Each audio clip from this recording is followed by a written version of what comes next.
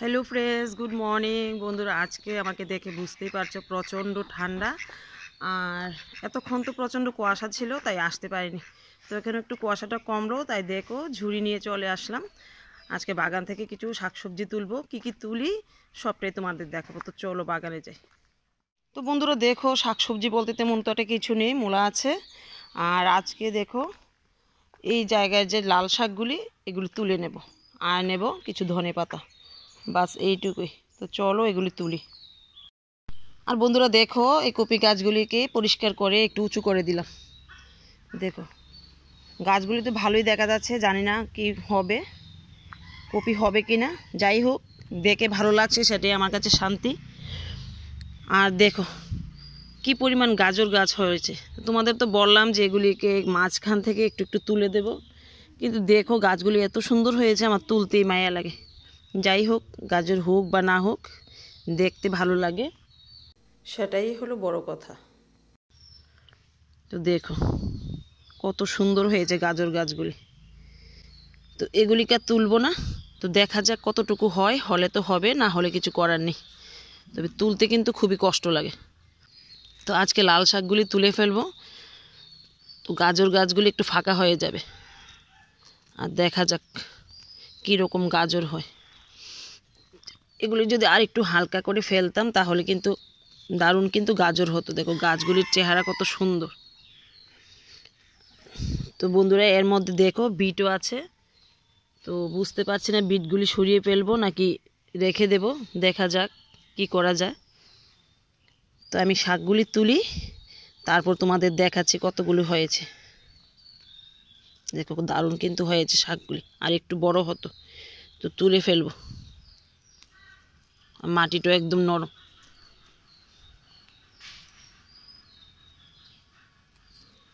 তো দেখো বন্ধুরা, আজকে বেশি একটা লাল শাক পেলাম না, এইটুকুই পেলাম। যাই হোক, আমার পরিবারের জন্য হয়ে যাবে। আর দেখো এখন গাজর গাছগুলি একটু ফাঁকা হয়ে গেছে, তো দেখা যাক কীরকম হয়। তবে ইচ্ছে নেই তুলে ফেলার, দেখো গাছগুলি এত সুন্দর যে তুলতে ইচ্ছে হয় না।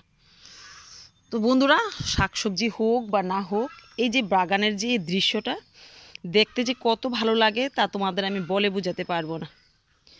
আর এই আনন্দের ভাগটাও আমি তোমাদের দিতে পারবো না।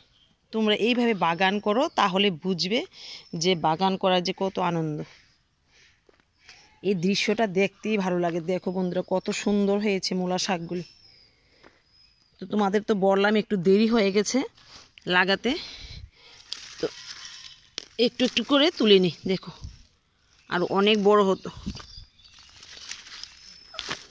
তো বন্ধুরা, শাকসবজি যে রকমই হোক, নিজের বাগানে নিজের হাতের করা শাকসবজি তুলে খাওয়ার যে আনন্দটা, সেটা যে বাগান করে সেই বুঝতে পারবে।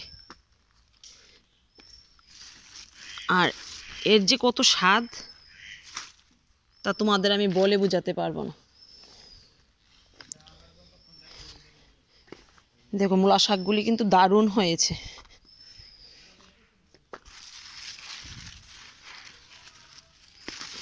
দেখো কত সুন্দর হয়েছে মূলা শাকগুলি।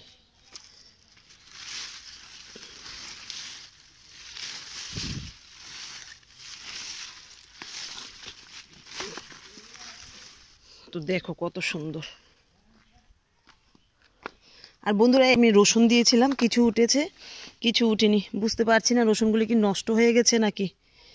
তো তুলে তুলে দেখবো রসুনগুলি আছে কি না। যদি নষ্ট হয়ে যায় আর কয়েকটা রসুন এনে লাগিয়ে দেব।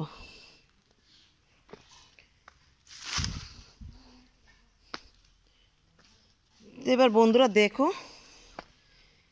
এই জায়গায় রসুন গাছগুলি তো দারুণ হয়েছে। দেখা যাক কখন রসুন পাওয়া যায়।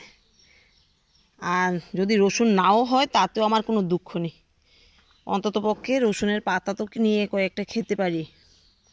আর দেখো মাঝে মধ্যে কত সুন্দর নটে শাক উঠেছে, এইগুলিকেও একদিন নিয়ে খাবো।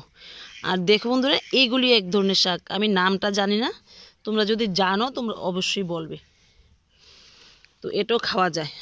আর দেখো মাঝে মধ্যে কতগুলি পালং শাকও হয়ে রয়েছে, ডাঁটা শাকও হয়ে রয়েছে। তো এগুলি একদিন তুলবো, সবগুলি শাক মিলিয়ে একটা শাক রান্না করব।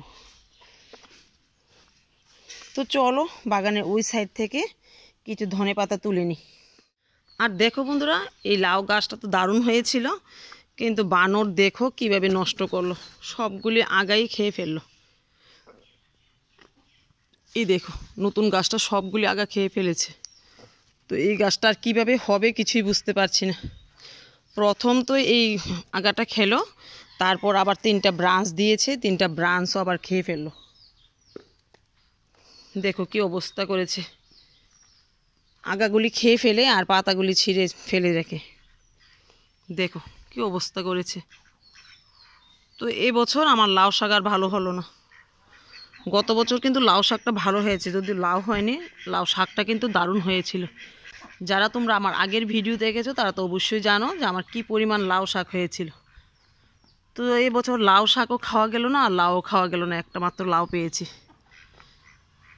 তো যাই হোক, নিজের বাগানের সবজি দেখতেও ভালো লাগে, যতটুকু পায় আর না পায়। আর দেখো শিম গাছটা অনেকটা ছড়িয়ে গেছে, আর আস্তে আস্তে এখন শিমের ফুল আসছে। তো বন্ধুরা দেখো ধনেপাতাগুলি কত দারুণ হয়েছে, আর এখান থেকে কিন্তু প্রতিদিনই ধনেপাতা তোলা হচ্ছে। তো আজকেও এখান থেকে কিছু ধনেপাতা নিয়ে নেব। দেখো দারুণ হয়েছে কিন্তু ধনেপাতাগুলি।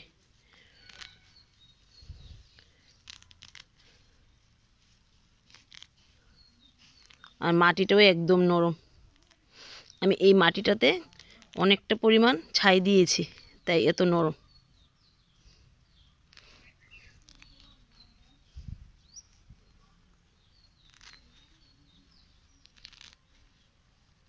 দেখো অনেকটা হয়ে গেল, আর নেব না।